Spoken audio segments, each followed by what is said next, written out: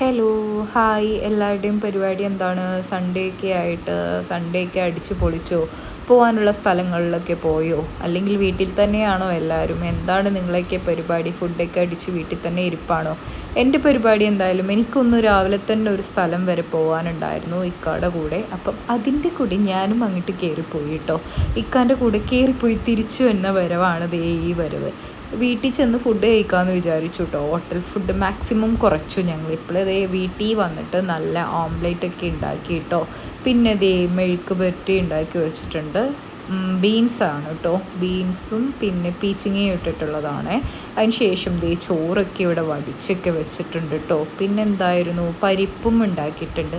പരിപ്പ് കുത്തിക്കാച്ചിയത് അത് എന്നൊക്കെ പറയൂലേ നമ്മൾ തൃശ്ശൂർ ഭാഗത്ത്. ഇവിടെ പരിപ്പ് കറിയാണ് കേട്ടോ.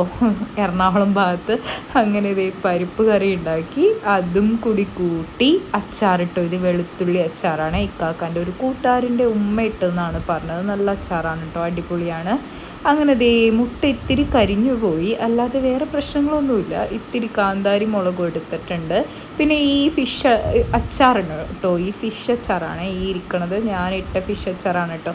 ഞാൻ ഇട്ടത് കൊണ്ട് പറയല്ല ഗായ്സ്, എൻ്റെ പൊന്നു മക്കളെ, അടിപൊളി ടേസ്റ്റാണ് കേട്ടോ.